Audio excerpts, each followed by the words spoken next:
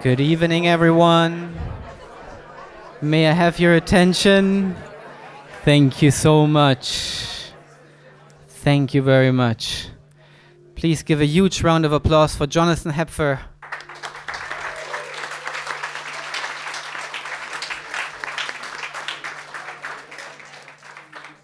Dear guests, friends, Pacific Palisades community, neighbors and colleagues. My name is Benno Herz, and as the program director of the Thomas Mann House, it is my sincere pleasure and honor to welcome you back to the Thomas Mann House tonight.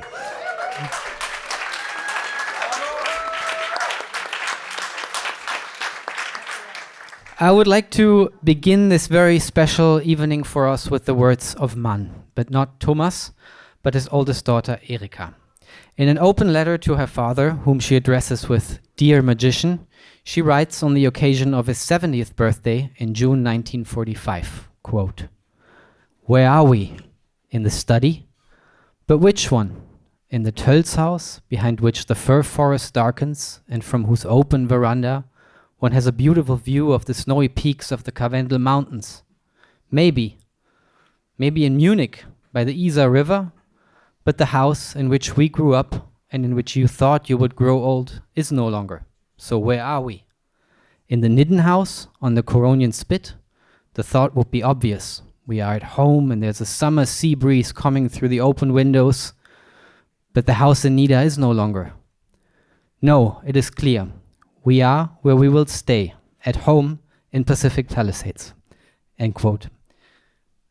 Pacific Palisades was not only the beloved home of the Mann family from 1940 to 1952, as well as of many other notable exiles from Germany and Europe, but has been the most welcoming home for our institution since 2018.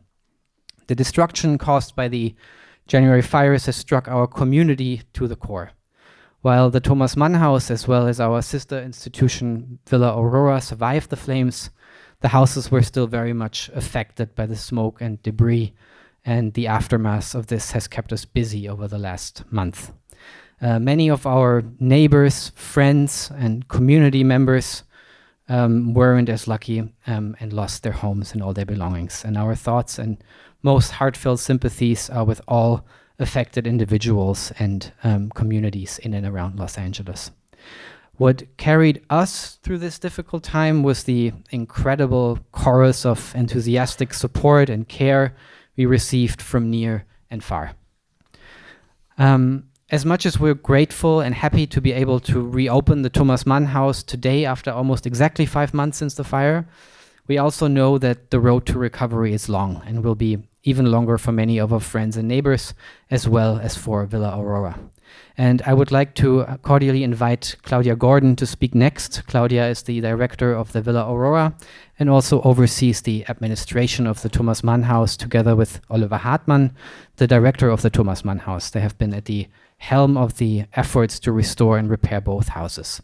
Oliver Hartmann unfortunately can't be here with us today due to a business trip, but he sends his warm regards and looks forward to seeing many of you again at one of our next events. So please give a warm round of applause for Claudia. Thank you, dear Benno. Good evening. How wonderful to see this house come to life again, and how wonderful to see all of you here. As Benno mentioned, we spent the past 5 months dealing with the aftermath of the Palisades fire, which came to within just a couple of blocks of the Thomas Mann House. And I have to say, it feels very auspicious that we're able to reopen the house today of all days on Thomas Mann's 150th birthday. I wanted to give you a quick update on the sister house, Villa Aurora, which I know is near and dear to the hearts of many in the audience today. The Villa Aurora is an artist residence located in the former exile home of Leon and Martha Feuchtwanger, very close to here, actually. And the villa was really in the burn zone. And in fact, both of the houses to either side of us have burned down, as did a large portion of our garden. As such, we're still dealing with fire remediation and do not yet have a date for reopening. While this is not what anyone, least of all me, would like to hear, I also want to take this opportunity to shine a light on the bright spots we have encountered in the midst of this destruction and heartbreak all around us. We were able to continue to offer programs both online and also around town, thanks to the support of many wonderful partners, especially the Wende Museum and also the Goethe Institute in Los Angeles, who have graciously offered their spaces to us. The Wende Museum and the Thomas Mann House will also host our 2025 Feuchtwanger Fellow later this year. And we will be celebrating our anniversary this fall with an exhibition and a series of exciting programs connected to that at O-Town House Gallery. We are also going to publish a book marking 30 years of Villa Aurora. And at the end of this month, we will be launching a special series of broadcasts available both on FM radio and online in collaboration with Lookout FM, amplifying voices from different chapters of the Villa's storied past. So while our doors are currently closed, our work very much continues. We were all extremely moved by the immense support we have experienced in this city of angels in recent months. You hoped and worried with us in the early stages when we feared the worst and offered continued and steadfast support in the aftermath. This has felt like a warm embrace, both for our institutions and also for the memory of the exiles whose legacy we are striving to preserve. And for that, I would like to thank you from all of us from the bottom of my heart. We would like to thank the individuals, institutions, and partners, both in the United States and Germany, that have stood with us in these difficult times, especially the Federal Foreign Office, the Federal Commissioner for Culture and the Media, the German Consulate General in Los Angeles, our Board of Directors and Board of Trustees, Stephen Levine and the Villa Aurora Advisory Council, as well as the Thomas Mann House Advisory Board, UCLA, USC, and the Getty Villa. We are also extremely grateful for the work of groups and coalitions and nonprofits that have been doing such important work charting the way forward after the fires, namely the Los Angeles Conservancy, the Pacific Palisades Preservation and Palisades Recovery Coalitions, and Team Palisades, just to name a few. And last but certainly not least, during this crisis, the members of our team, usually spread over 3 locations, the Thomas Mann House, Villa Aurora, and also our Berlin office, work together with extreme dedication, professionalism, and concern, both for the many new tasks at hand and also for each other. So Oliver Hartmann, currently in Germany, Friedel Schmoranzer, Benno Herz, Katrin Klüppel, Clara Tang, Edeltrudes Matzak, Betty Herrera, and our colleagues in Berlin. I am in awe of you and just deeply thankful for being able to work alongside you. So, and with that, I would like to pass back to Benno. Thank you very much, Claudia. This is really emotional. I'm just so happy we're all back. We're also delighted that tonight we announced the continuation of the residency program. This year's annual theme is Across Boundaries, and it will explore the divisions and connections within our society, as well as the creative and interdisciplinary approaches that can foster a more accessible public discourse. And this week, we welcomed the first 3 residents, our Thomas Mann Fellows, back to the house. Robert Riener, a professor for health sciences and technology at the Federal Institute of Technology, Zurich. He will be researching the newest technological trends in the field of AI and robotics and their potential for persons with disabilities. Robert, thank you for being here tonight.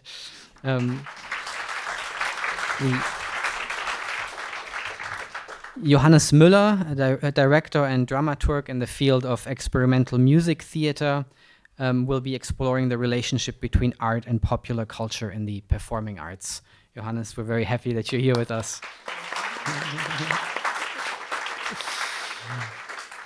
And last but not least, Stephen Walter, who has been crucial in conceiving tonight's exciting program. Stephen is an award-winning music curator and cultural manager. Stephen, where are you? Oh, okay, great. He studied cello in Oslo and Detmold and cultural management in Hamburg. In 2009, he founded Podium Essling and developed it into an award-winning platform for new concert formats. He has been the director of the Beethoven Fest in Bonn since 2021. And Stephen will soon introduce tonight's program and our talented performers in more detail. But before I hand it over to him, I would like to thank our exciting partners for tonight's program. Because tonight marks our first collaboration with Monday Evening Concerts, which was about time, and we're really happy this worked out. It's the world's longest running series dedicated to contemporary music, founded in 1939 by Peter Yates and Francis Mullen in their Rudolf Schindler designed Silver Lake home. The series was conceived as a haven for exile and emigre composers and studio musicians to explore the radical works of composers such as Bartók, Schönberg, and Stravinsky. Over the decades, the series has earned international acclaim for presenting adventurous, intellectually rigorous, and poetically charged music. It has hosted the American conducting debut of Pierre Boulez, world premieres by Stravinsky, Schönberg, and Harold Budd, and early performances by icons such as Marni Nixon and Marilyn Horne. A 7-time Chamber Music America Award winner, Monday Evening Concerts is featured in the writings of Eve Babbitt and Susan Sontag, and is subject of Dorothy Crawford's book Evenings on and Off the Roof, which I can highly recommend. Since 2015, Monday Evening Concerts has been under the successful direction of Jonathan Hepfer, and we have the honor that Jonathan himself is performing for us tonight, having already performed a piece by Julius EASTMAN on the patio, and he will be returning again later this evening. So thank you, Jonathan and Monday Evening Concerts, for being with us tonight.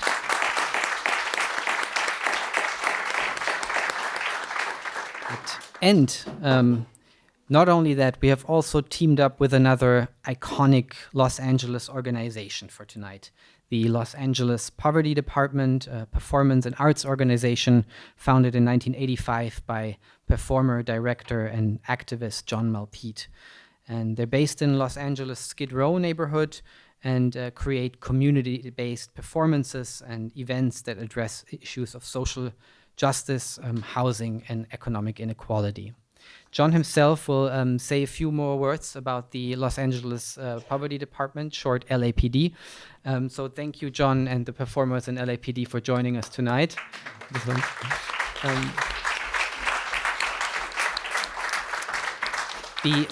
Before we start the program, I would, of course, like to mention that we're celebrating Thomas Mann's 150th this year. The birthday and the reopening coinciding is just the most beautiful thing for us, and we have a series of events lined up. For example, in August 12th, we will focus on the first comprehensive English publication of his 58 radio speeches, and on November 6th, we will present an event titled Why Read Thomas Mann in the 21st Century with amazing speakers, and please stay tuned and visit us again soon. Finally, many thanks to my colleagues and the team, Director Oliver Hartmann, Villa Aurora Director Claudia Gordon, Executive Director Jakob Scherer in Berlin, Stephen Levine, Chair of the Board, thank you for being here with us tonight. The members of our board, Alexandra Lieben and Helmut Anheier, who have been also so incredibly helpful with everything that happened in January and February and afterwards. But also Clara Tang, our project coordinator, and Katrin Klüppel, Betty Herrera, Boris Scharschmidt, Hussein Nejam, Don Dogar, Isaac Bunda, and Lily Grimminger for their help with tonight's event. Thank you very much.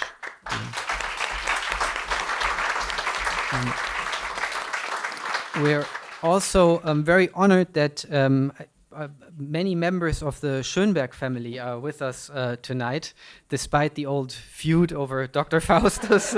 It is always our pleasure and honor to welcome you at the Thomas Mann House, and we're very happy you're here. To quote Thomas Mann on his first birthday at this house on June 6 in 1942, quote, "Champagne, conversations only interrupted by music until very late." And with that, please welcome together with me Stephen Walter. Thank you, Benno. Thank you, Thomas Mann House, for this amazing and personally remarkable opportunity to present this concert together with many others. And this has to be said at the very beginning. This is partly my brainchild, but the brainchild of many of us here in today's performance. So I will get to that. We wanted to realize a performance of music and literature for Thomas Mann's 150th birthday with thematic and literary material that has been created here in this very house. In that study right over there, inspired by many musical sessions here at this very piano. So the obvious choice was Dr. Faustus. That was written here in the years 1943 until 1947. Telling the story of Thomas Mann's epic novel in short excerpts seems to be quite an impossible endeavor, I've noticed when rereading the book. Also, I'm not a scholar of literature, I'm merely a music curator, but quite in love with Thomas Mann's work since a very early age. Therefore, I here chose to zoom into 3 musical descriptions in this very music-rich novel. Before I say a few words of context about these text excerpts, a very short summary of the book for those of you who maybe haven't reread it for this very occasion. So, short summary. Dr. Faustus tells the story of the fictional German composer Adrian Leverkühn, as narrated by his lifelong friend Serenus Zeitblom. The novel chronicles Leverkühn's life from his childhood and early intellectual brilliance, through his studies in theology and then music, to his eventual descent into madness and death. A central theme is Leverkühn's deliberate pact with the devil. In an hallucinatory encounter, he bargains away his soul for 24 years of extraordinary musical genius, but at the cost of emotional coldness and the inability to love. This Faustian bargain leads him to compose increasingly complex and revolutionary music, including large-scale and groundbreaking works as the oratorio titled Apocalypsis cum figuris and his choral symphony, The Lamentation of Dr. Faustus. As Leverkühn's creative powers peak, his physical and mental health deteriorates. The novel explores themes of artistic genius, madness, the nature of evil, and Germany's cultural and political climate in the lead-up to and during World War II. Leverkühn's personal tragedy is a parable for Germany's political and moral catastrophe, also suggesting a connection between artistic nihilism and societal collapse. The novel ends with Leverkühn's complete mental breakdown and eventual death, leaving Zeitblom to ponder the legacy of his friend as a mirror of the fate of humanity during and after World War II. As almost all of Thomas Mann's major works, Dr. Faustus is deeply rooted in questions of German identity. It is a book full of symbolism, referencing much of Germany's history and, of course, commenting on Germany's civilizational downfall in the Third Reich. Browsing through this wonderful library over there the other day, I found this quote from the time Thomas Mann was writing Faustus here in the Pacific Palisades. I quote, "If Faust is to be a representative of the German soul, he would have to be musical, for the relation of the German to the world is abstract and mystical, that is, musical." Again, typical for Thomas Mann, he derived his characters and stories from lived encounters and experiences. In the case of Dr. Faustus, many of which happened here in this living room. This piano is Thomas Mann's original instruments, on which Bruno Walter and many other famous musicians of his time played, and where the philosopher and musicologist Theodor Adorno taught Thomas Mann much of his profound musical knowledge that is evident in the novel, Dr. Faustus. Famously, the descriptions of Adrian Leverkühn's innovative music are very much based on the 12-tone system invented by nearby emigre Arnold Schoenberg, which of course was cause to some dispute later on. And of course, Thomas Mann wrote Faustus right in that room over there, which kind of gives me goosebumps, to be honest. I've only been here 3 days, so it's still goosebumpy for me. Today we chose 3 important text excerpts on the musical development of the tragic hero Adrian Leverkühn. And you have a program. I must unfortunately say there's one little not a change, just a difference. The first recitation is before the Beethoven. Everything else is the same. It's just every recitation is removed once, and then we have 2 pieces by Lachenmann and Stockhausen at the end. So the first piece of music is after the recitation, Beethoven's Piano Sonata Opus 111, which is also the content of the first recitation.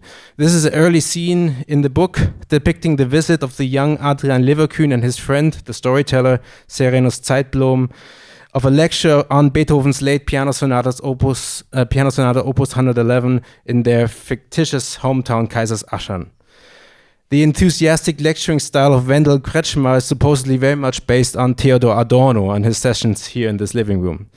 Beethoven's music has a highly symbolic meaning in the context of Leverkühn's musical socialization. It is the music at the pinnacle and end of German idealism and enlightened humanism, foreshadowing German romanticism, in which, for Thomas Mann, lies the root of German barbarism, later expressed in the Third Reich.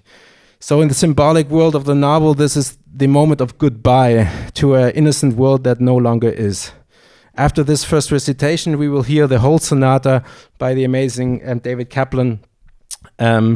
The whole second movement of the sonata, which is big enough, that is described earlier in this recitation. The second text recitation is comprised of 2 short segments from the middle of the book, a description of Leverkühn's large-scale and already very devilish Apocalypsis cum figuris.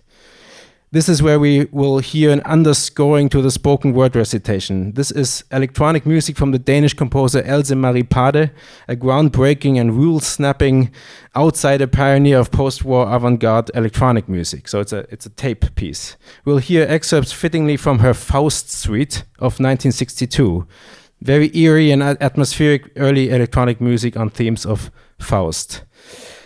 At the end of the second recitation, I chose a scene where Adrian Leverkühn refers to Beethoven and his 9th Symphony with its emphatic humanistic ode to joy. He says he will, quote, take it back, that it, quote, must not be, referring again to Beethoven, who famously scribbled on one of his very late scores, it must be.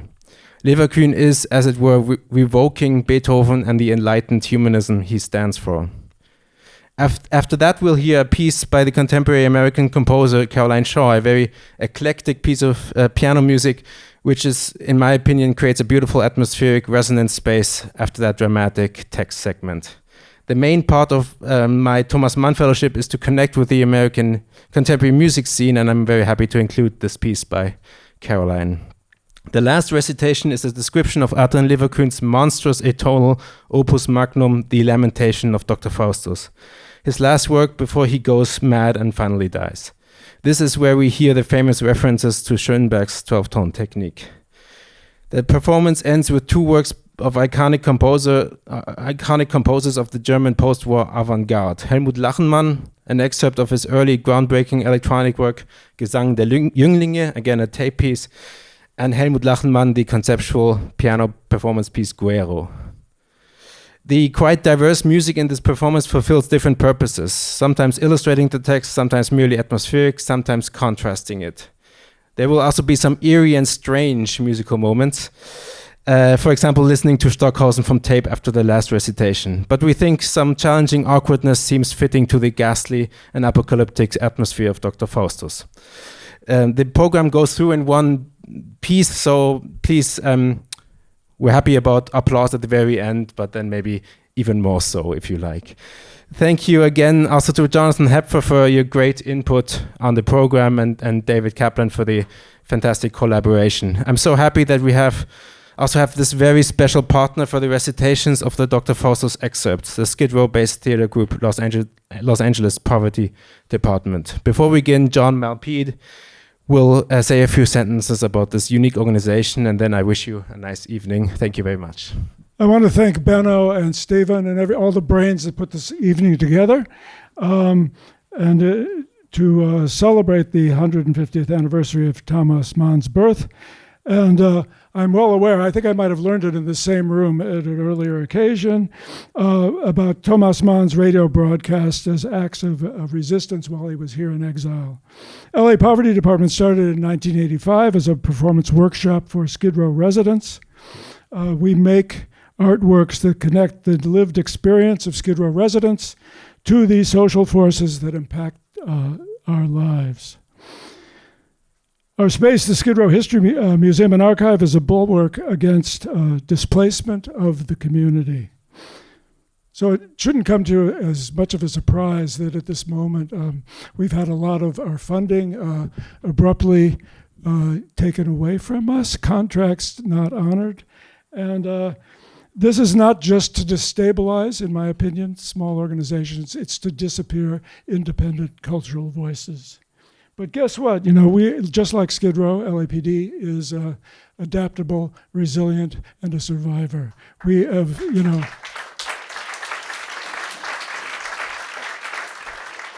our main thing is pulling rabbits out of non-existent hats. So that's what we're working on right now. And I want to thank Benno for bringing us here and supporting us. And again, we're honored to celebrate and gain inspiration from Thomas Mann, his writings, and his acts as a citizen. And without further ado, the first of the fabulous three LAPD readers, Henriëtte Brouwers, then later on we'll have Tom Grody and Jai Thompson. What did he talk about?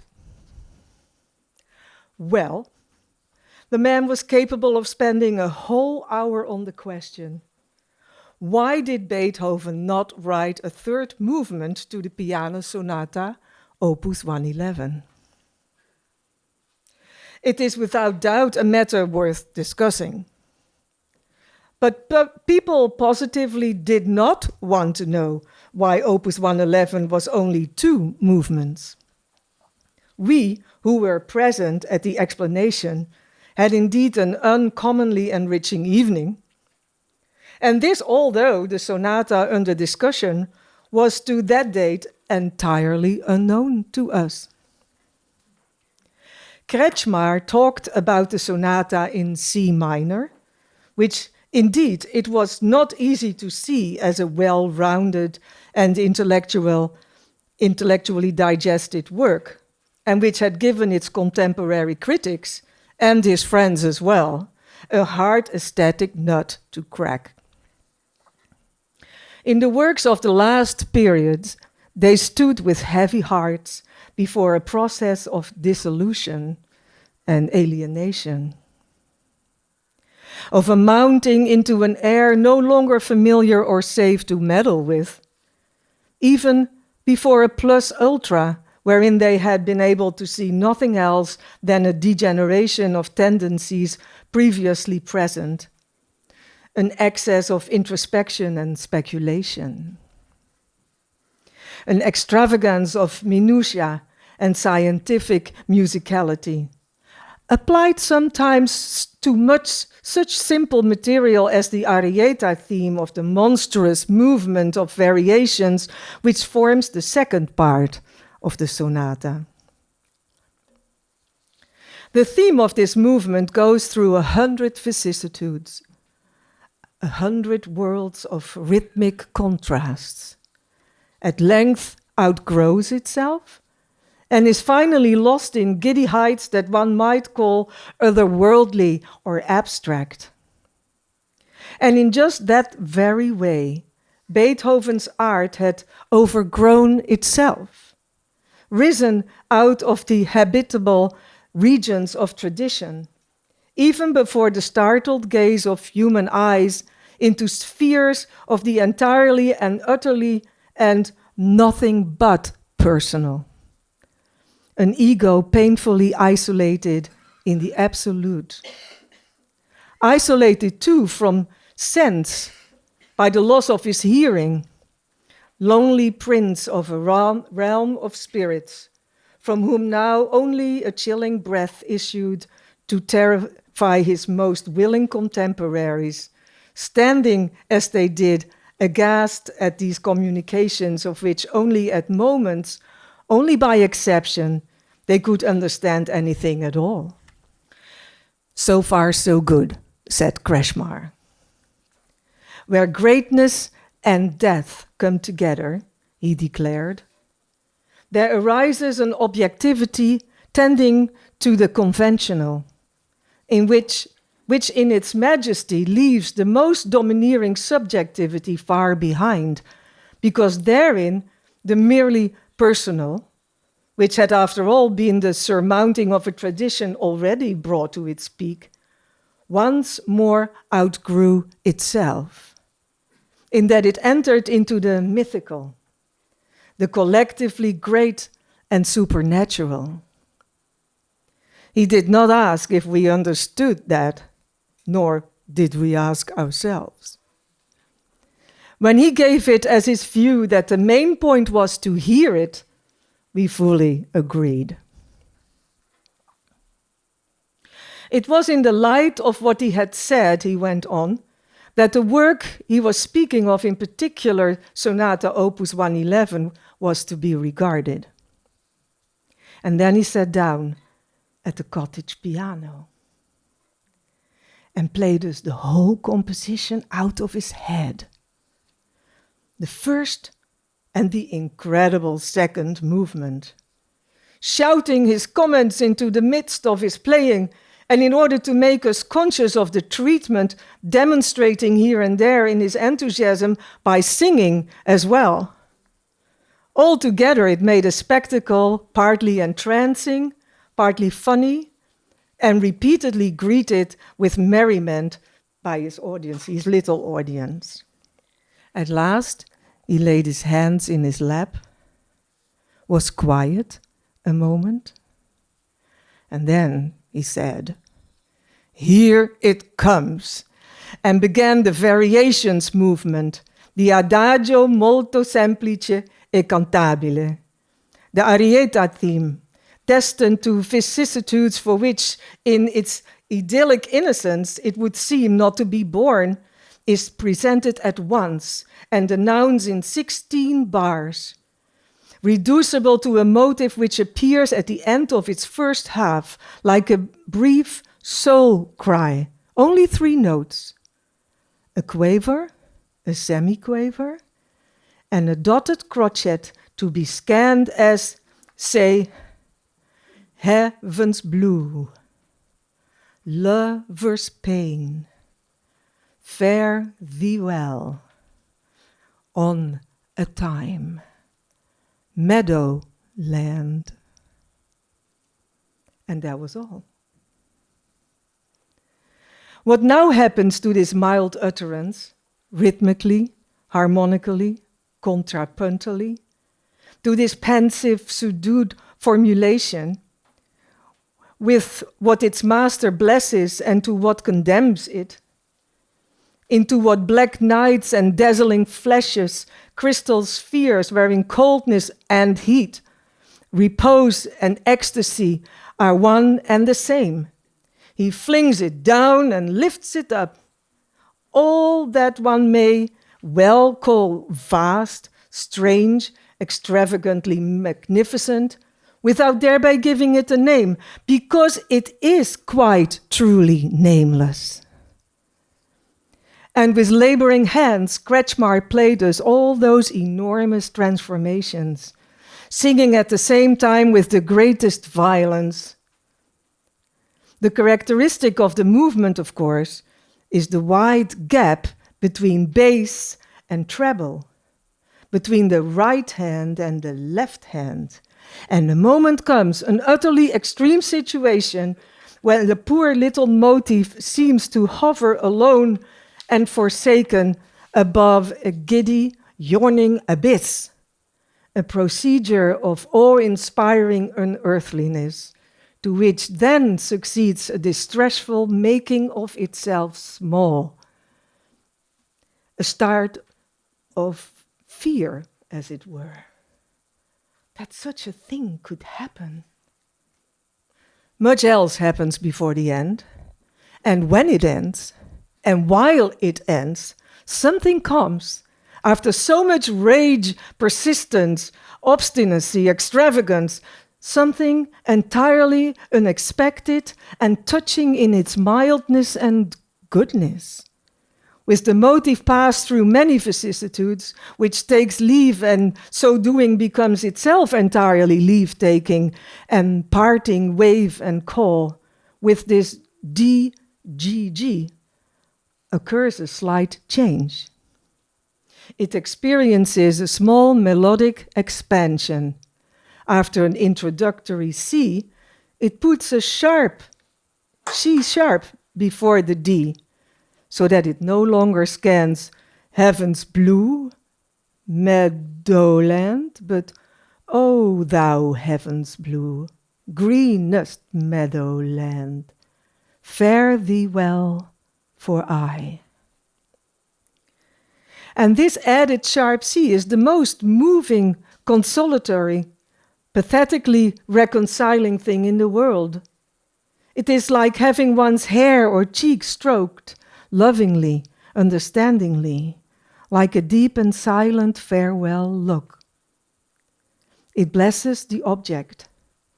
The frightfully harried formulation, with overpowering humanity, lies imparting so gently on the hearer's heart in eternal farewell that the eyes run over. Now forget the pain, it says. Great was God in us. 'Twas all but a dream. Friendly be to me. Then it breaks off.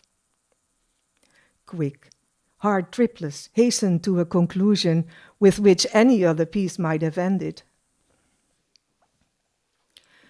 Kretschmar did not return from the piano to his desk.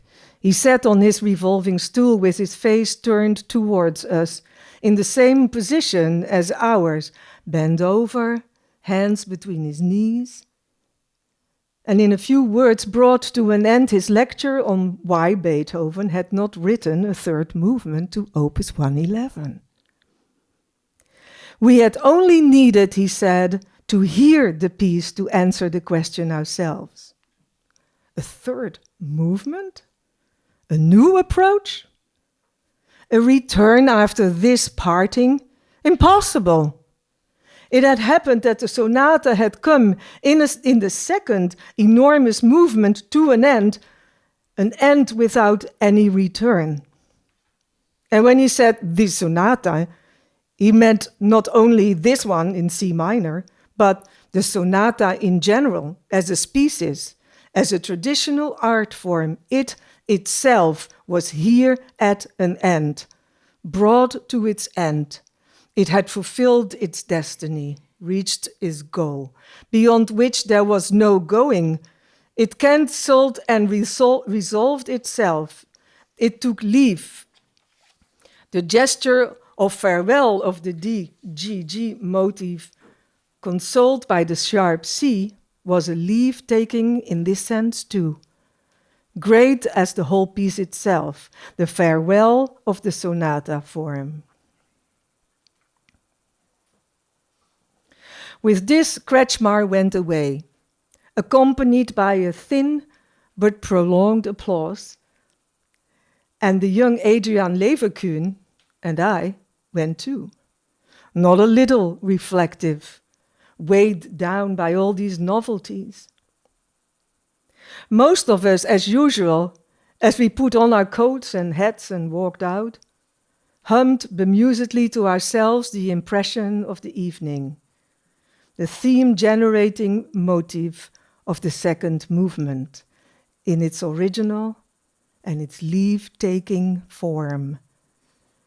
And for a long time we heard it like an echo from the remoter streets into which the audience dispersed, the quiet night streets of the little town. Fare thee well. Fare thee well, for great was God in us.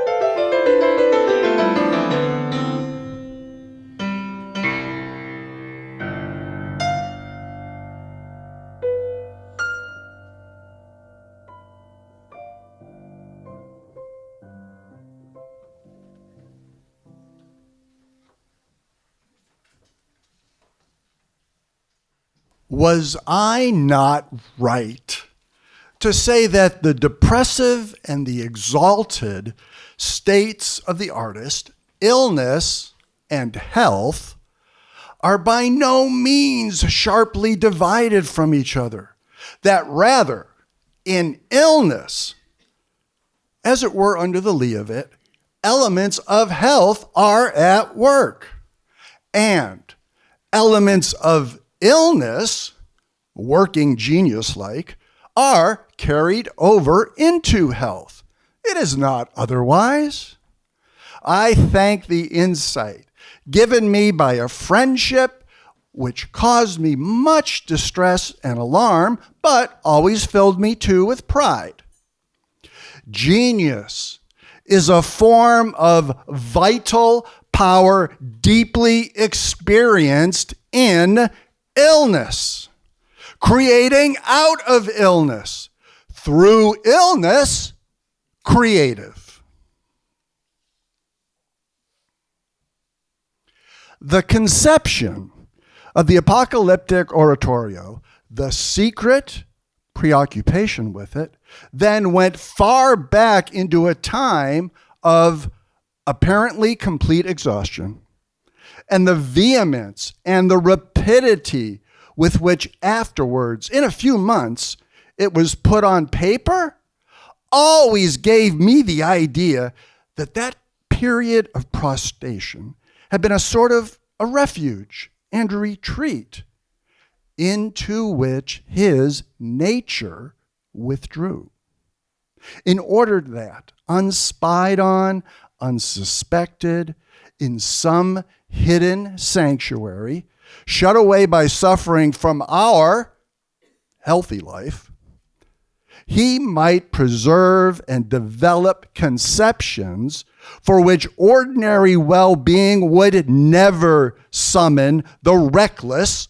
courage. Indeed, they seem to be as it were robbed from the depths, fetched up from there, and brought to the light of day. And end is come. The end is come, it watcheth for thee. Behold, it is come.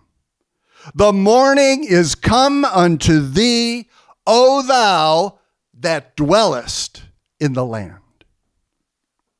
These words Leverkusen makes his testis, the witness, the narrator announcing in a spectral melody built up of perfect fourths and diminished fifths, and set above pedal harmonies alien to the key.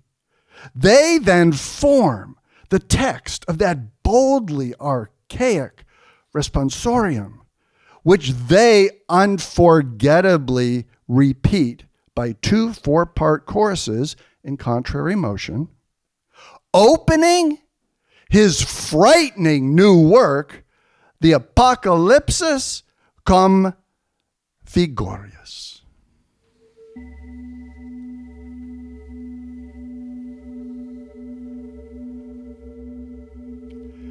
An impression of a view opening into the other world and the final reckoning breaking in, of a journey into hell, wherein are worked through the visional representations of the hereafter in the earlier shamanistic stages, as well as those developed from antiquity and Christianity down to Dante. Leverkusen's tone picture draws much from Dante's poem, and still more from that crowded wall by Dürer, swarming with bodies, where here angels perform staccato on trumpets of destruction. There Charon's bark unloads its freight. The dead rise. Saints pray. Demonic masks await the nod of the serpent-wreathed Minos. The damned man, voluptuous in flesh, clung round, carried and drawn by grinning sons of the pit, makes horrid descent, covering one eye with his hand, and with the other staring transfixed with horror into bottomless perdition. While not far off, grace draws up two sinning souls from the snare into redemption.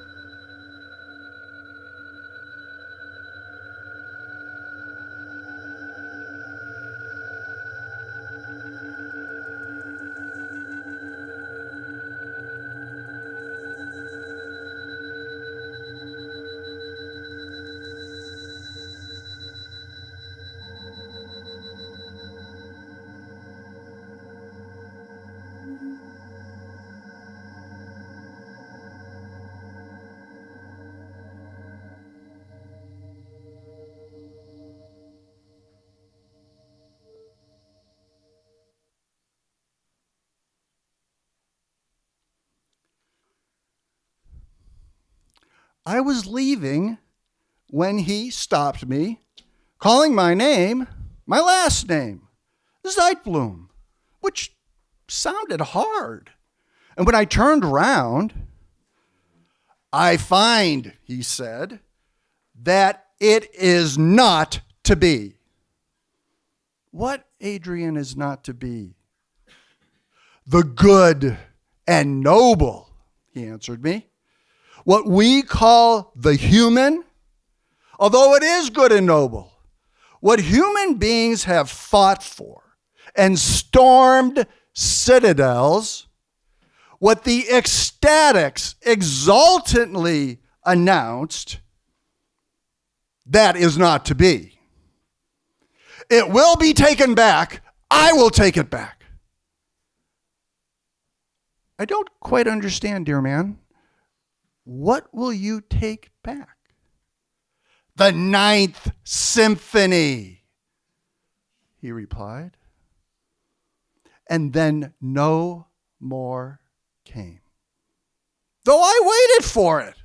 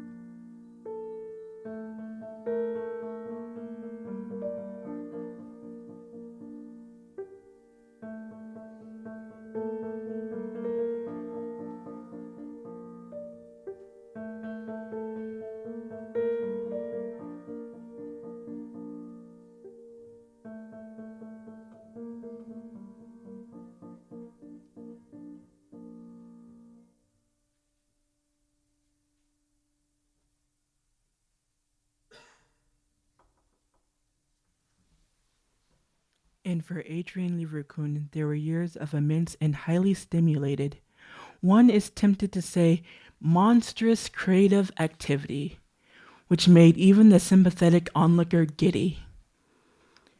One could not help feeling that it was by way of being a compensation and atonement for the loss of human happiness and mutual love which had befallen him.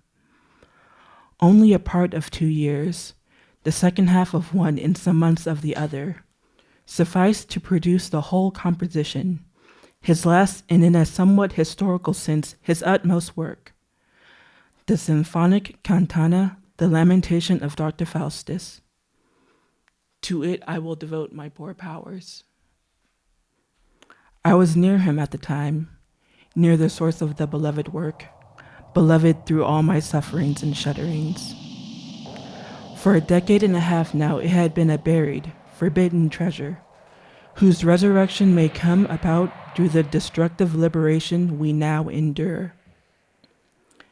There were years in which we children of the dungeon dreamed of a hymn of exaltation, a Fidelio, a Ninth Symphony, to celebrate the dawn of a freed Germany, freed by herself. Now only this can avail us.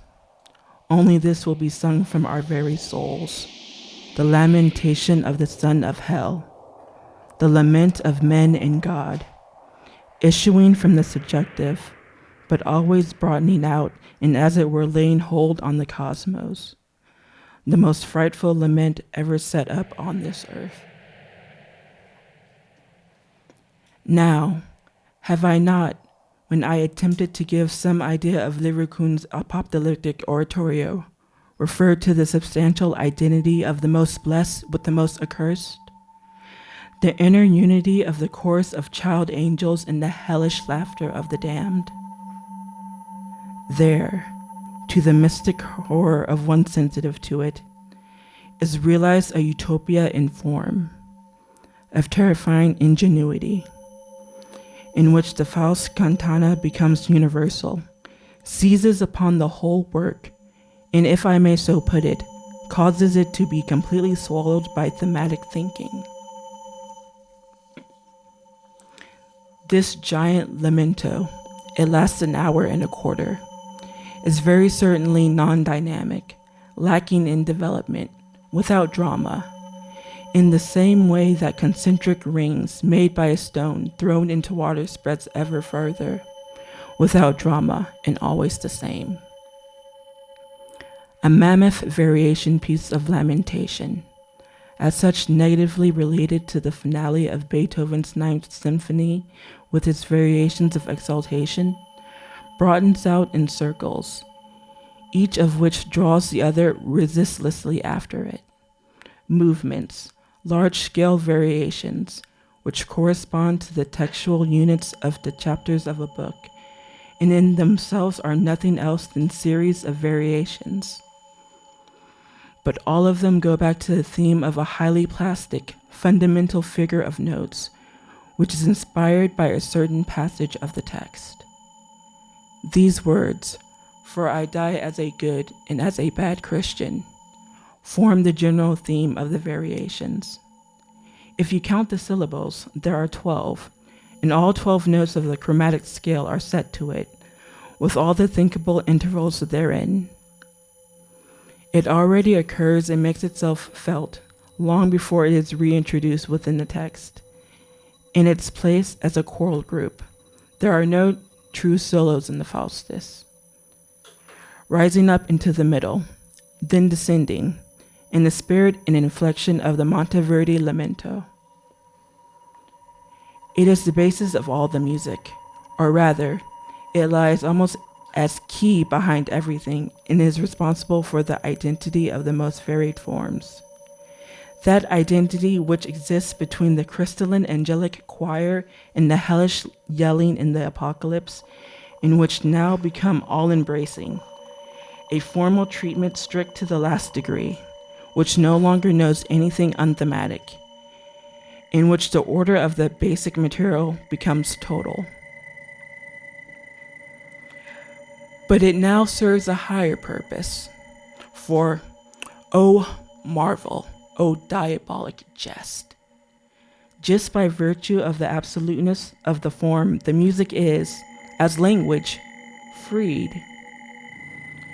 In a more concrete and physical sense, the work is done. Indeed, before the composition even begins. And this can now go on wholly unrestrained.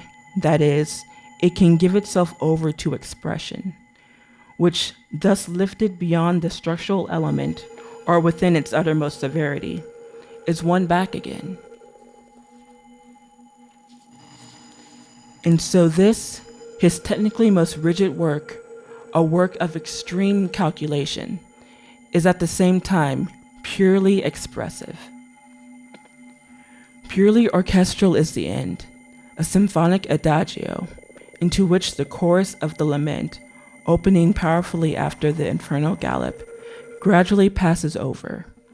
It is, as it were, the reverse of the ode to joy, the negative, equally a work of genius, of that transition of the symphony into vocal jubilation. It is the revocation.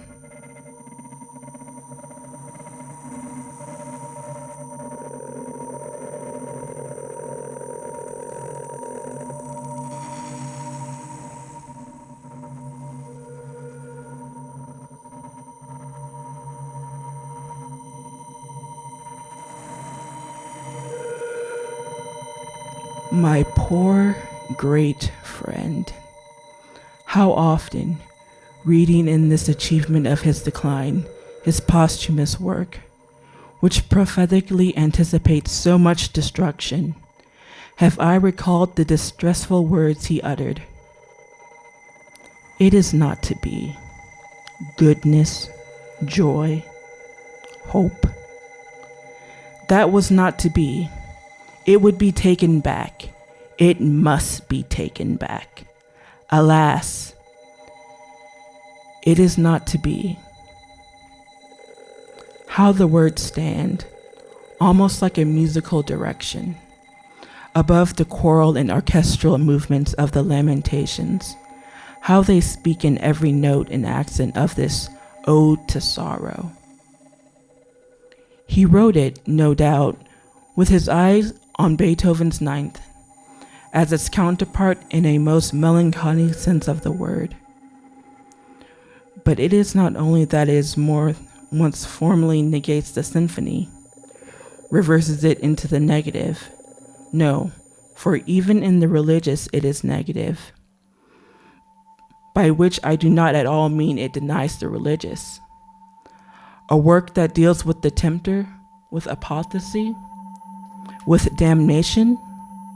What else could it be but a religious work? What I mean is a conversion, a proud and bitter change of heart, at least as I read it in the friendly plea of Dr. Faustus to his companions of his last hour, that they should betake themselves to bed, sleep in peace, and let naught trouble them.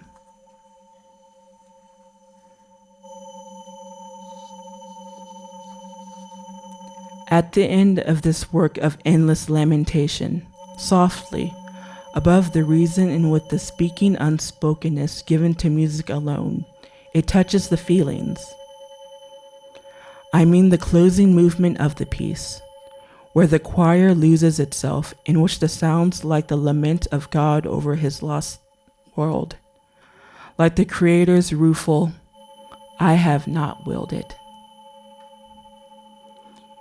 Here, towards the end, I find that the uttermost accents of mourning are reached. The final despair achieves a voice. And, I will not say it, it would mean to disparage the uncompromising character of the work, its irremediable anguish, to say that it affords, down to its very last note, any other consolation than what lies in voicing it, in simply giving sorrow words, in the fact that is, that a voice is given the creature for its woe. For listen to the end, listen with me.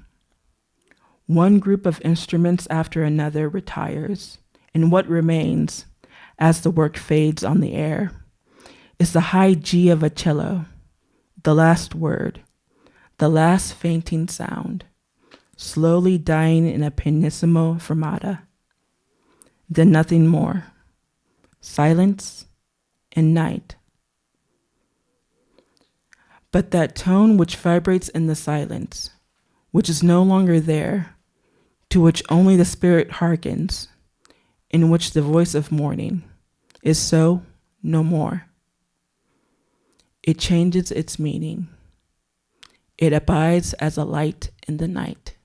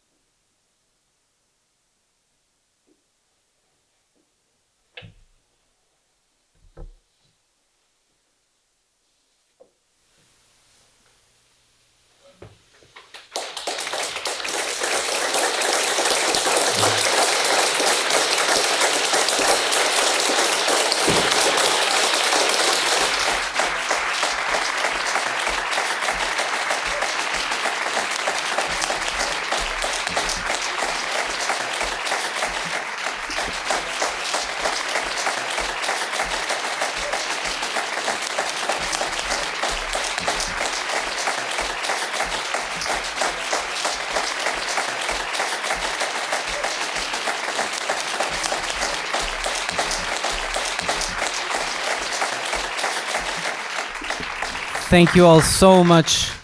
Wow, what an evening. Please join us for drinks and snacks and a glass of wine on the patio. Everything's ready for you. Thank you all for coming. Have a wonderful night. Thank you.